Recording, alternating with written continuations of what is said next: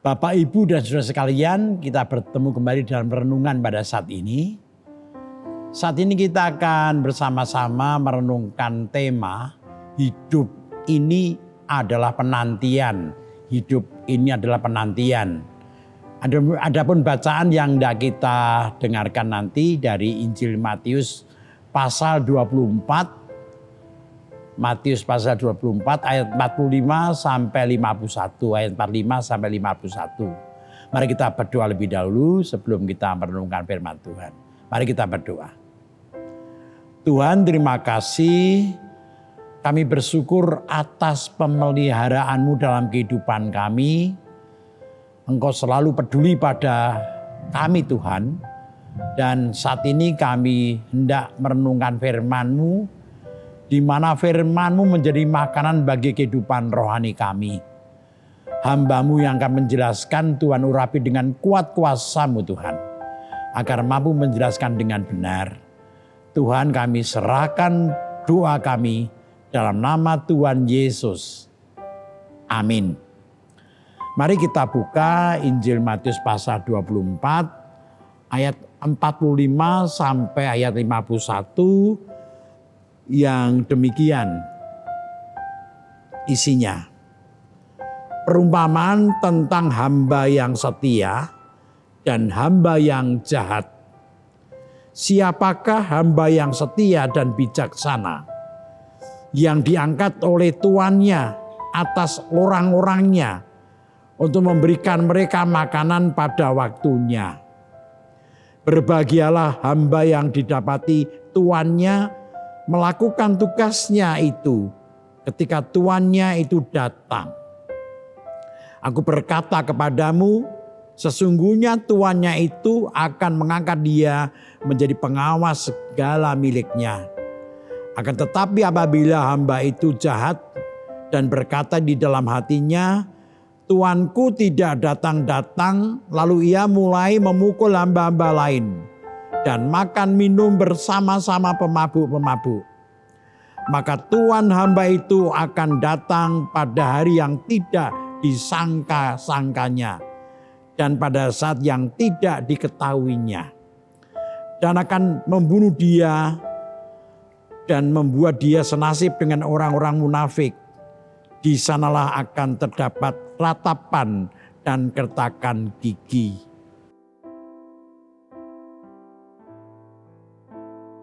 Bapak, Ibu, dan saudara yang dikasihi Tuhan, kata orang menanti itu pekerjaan yang membosankan. Tentu hal ini ada benarnya. Tetapi semuanya tergantung apa atau siapa yang kita nantikan. Dan juga tergantung suasana ketika kita menantikan.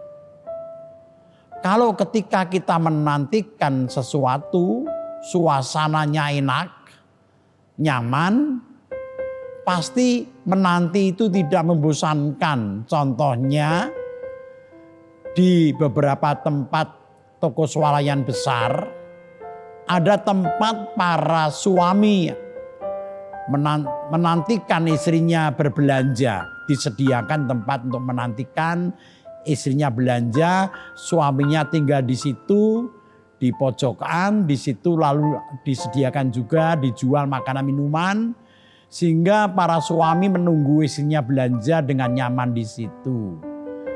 Inilah yang kita lihat. Jadi membosankan atau tidak tergantung kepada suasana yang dirasakan ketika menantikan itu. Pada saat kita sibuk menghadapi atau mengatasi banyaknya masalah, tentu tidak nyaman hidup itu. Ini bisa menjadi godaan kita kehilangan fokus pada tujuan hidup kita yang sebenarnya. Di mana kita tahu bahwa hidup kita itu adalah hidup untuk menantikan kedatangan Yesus yang kedua kalinya. Jadi ketika kita menantikan kedatangan Yesus yang dua kali, hidup kita berhadapan dengan hal yang tidak nyaman, maka tentu juga tidak nyaman ketika kita menantikan kedatangan Yesus yang kedua kali, fokus hidup kita bisa berpindah dari penantian tadi. Demikian juga tidak hanya masalah yang menjadikan penantian kita menjadi membosankan atau menjadikan kita kehilangan fokus dalam penantian kita, juga kenikmatan-kenikmatan duniawi itu bisa menjadikan kita melupakan fokus hidup kita tadi. Jadi ada dua hal. Kita bisa kehilangan fokus dalam menantikan kedatangan Yesus yang kedua kali, yaitu karena banyaknya masalah yang kita hadapi, lalu fokus kita hanya pada masalah yang kita hadapi itu. Yang kedua, godaan-godaan, kenikmatan-kenikmatan yang menjadikan lalu hidup kita itu kehilangan fokus menantikan kedatangan Yesus yang kedua kali. Jadi selama hidup kita di dunia ini, kita terus berjuang agar tidak kehilangan tujuan hidup kita di dunia, yaitu menantikan kehadiran Tuhan Yesus yang kedua kali. Bapak Ibu Saudara yang dikasihi Tuhan, dalam perumpamaan yang kita dengar tadi, Tuhan Yesus mengajar dan mengingatkan bagaimana seharusnya kita hidup dalam masa penantian kita ini. Perjumpaan Tuhan Yesus dengan para murid yang mengajarkan perumpamaan tersebut, kita bisa belajar dari perumpamaan Tuhan Yesus paling sedikit. Kita bisa belajar 3 hal. Jadi perumpamaan Tuhan Yesus itu mengingatkan 3 hal. Mari kita lihat satu persatu. Yang pertama, Tuhan Yesus yang digambarkan sebagai Tuhan yang bepergian meninggalkan hamba-hambanya pasti akan datang kembali. Jadi yang pertama-tama ada kepastian bahwa Yesus yang digambarkan seperti Tuhan dalam perumpamaan tadi itu akan bepergian meninggalkan hamba-hambanya, para muridnya. Itu pasti akan datang kembali. Ini yang pertama. Tuhan Yesus telah berapa kali mengingatkan bahwa Ia yang pergi naik ke surga, meninggalkan para murid, meninggalkan dunia ini, akan datang kembali. Dan kedatangannya kembali digambarkan seperti pencuri yang tidak diduga waktunya. Tuhan mengingatkan kita bahwa Ia pasti akan datang kembali, meskipun kita tidak tahu kapan waktunya. Ini yang pertama. Jadi yang pertama yang kita dapat dari perumpamaan itu. Yang kedua, selama menantikan tuannya kembali, hamba-hambanya diberi tanggung jawab.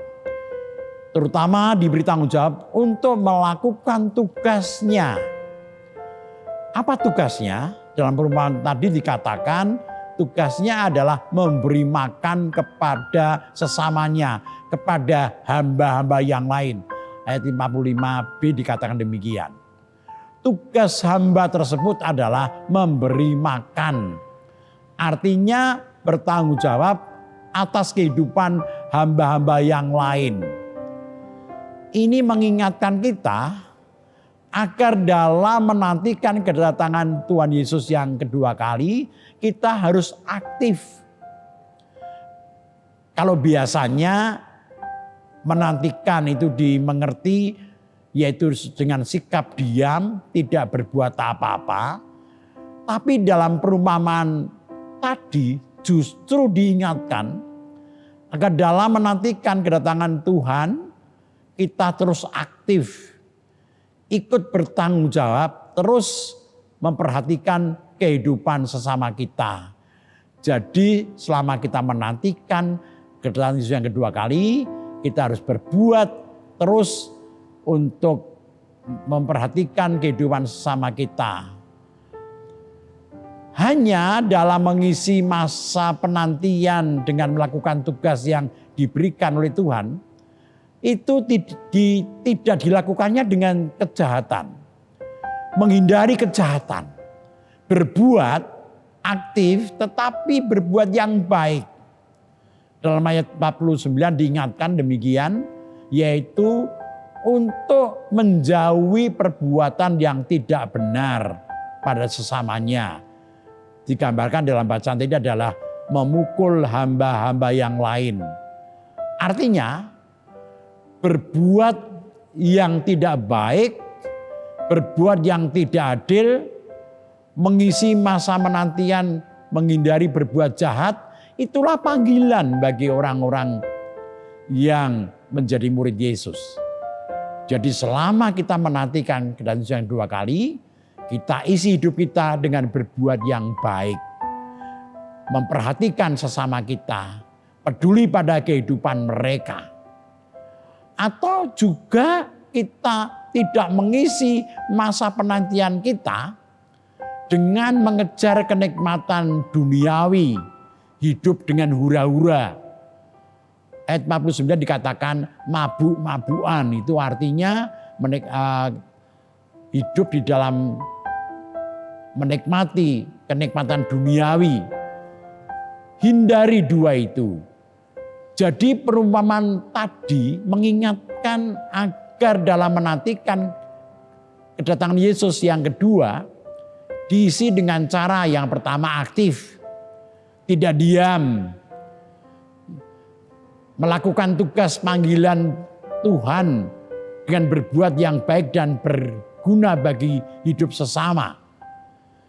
Ini yang pertama. Lalu yang kedua, tidak mengejar kenikmatan duniawi yang bisa menjadi godaan kita semuanya, melupakan tugas panggilan kita selama penantian kita pada Tuhan Yesus. Maka akhirnya Tuhan Yesus mengatakan dalam ayat yang ke-46 demikian. Berbahagialah hamba yang didapati tuannya melakukan tugasnya itu ketika tuannya datang. Yang berbahagia adalah yang melakukan tugas panggilan Tuhan, bukan menganggur, membuang waktu dengan sia-sia,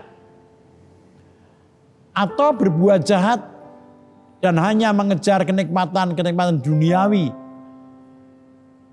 Itu yang kedua. Yang ketiga sekarang adalah mengajar pada kita demikian perumpamaan tadi. Kedatangan Tuhan akan meminta pertanggungjawaban kita. Ketika Yesus datang kembali, ia akan meminta pertanggungjawaban apa yang telah kita lakukan selama kita menantikan kedatangan Yesus, selama kita hidup di dunia ini. Bapak Ibu Saudara yang dikasihi Tuhan, mari kita masing-masing bertanya pada diri sendiri.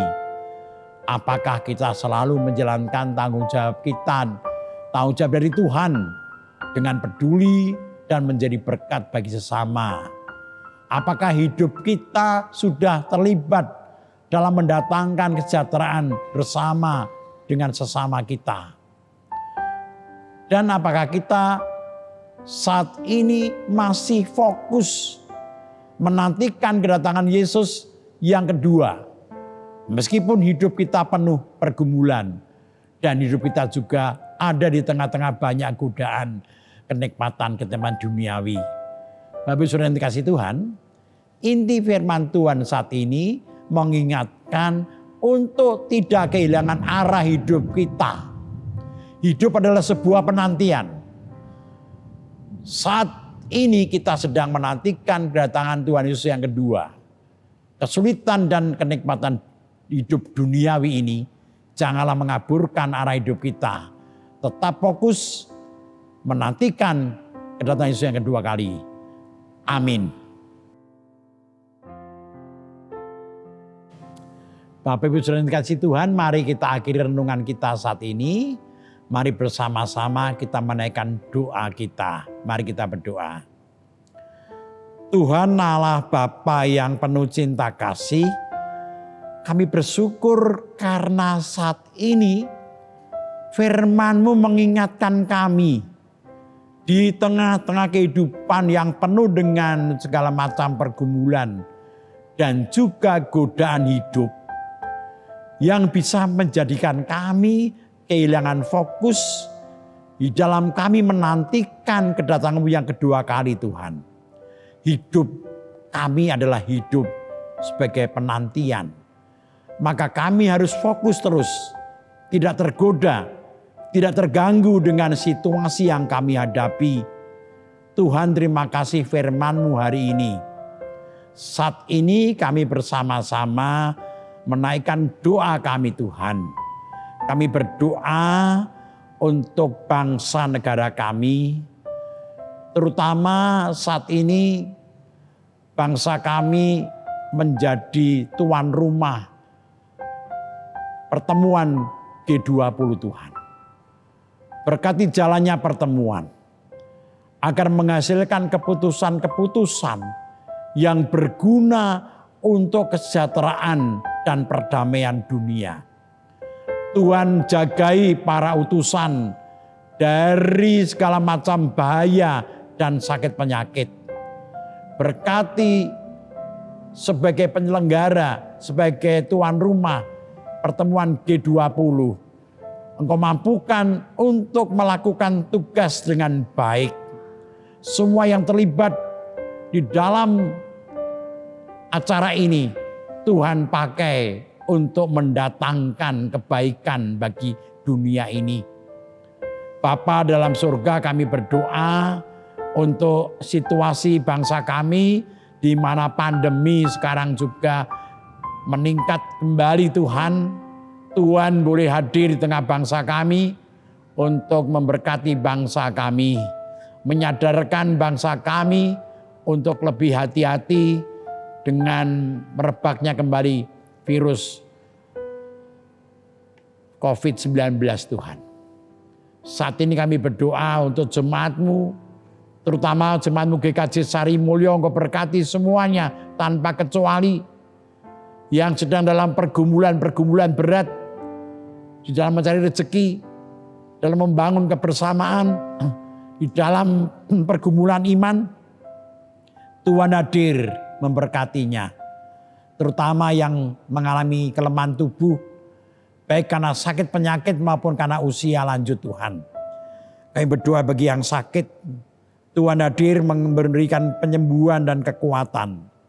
Kami berdoa untuk Bapak Ibu Priyono, Ibu Ami Birowo, Anak Moresa, Ibu Sri Utami Suprapto, Ibu Erna Purwanti, Bapak Ngatimin, Bapak Budi Andono, Bapak Wilson Siagian, Bapak Cahyo Mutadi, Bapak Saharun, Bapak Warsito Utomo, Ibu Endang Joko Triyono, Bapak Prayitno Hadi, Anak Yaleva Engkau pulihkan juga, dan juga Bapak Matius Prasetyo Hadi. Kami serahkan yang sedang sakit dalam pemulihan Tuhan ke dalam cinta dan kasih Tuhan. Kami juga berdoa bagi yang lanjut usia, Engkau dampingi mereka di tengah kelemahan tubuhnya. Berdoa untuk Ibu Rusmiati Buyung, Ibu Sarno, Ibu Tugira Sariman, Ibu Suparmo, Ibu Rusmiati Suhardi, Ibu Murjangkung, Ibu Endang Karno, Ibu Joyo Pawiro, Ibu Kun Maryatin Subardi, Bapak Sadal Paulus, Bapak Christian Dauriwu, Bapak Elias Sariman, Bapak Ibu Sunarto Saputro, Bapak Repin Sukarsono, Ibu Mardi Utomo, Ibu Yatmiartini Rusdi, Bapak Suprapto, dan Ibu Suwarsi Rahayu. Kami serahkan para orang tua kami ke dalam tangan Tuhan. Berkati keluarga yang mendampinginya. Tuhan, kami serahkan ke dalam tangan-Mu bagi anak-anak-Mu yang masih studi, Engkau berkati agar mampu menyelesaikan studinya dengan baik. Demikian juga yang bekerja Tuhan berkati, yang mencari pasangan hidup Tuhan berkati. Kami serahkan dalam tangan Tuhan semuanya. Kami serahkan doa kami ini hanya dalam nama Tuhan Yesus. Amin. Demikian renungan kita saat ini. Sampai bertemu kembali pada kesempatan mendatang. Tuhan memberkati kita semua. Haleluya. Amin.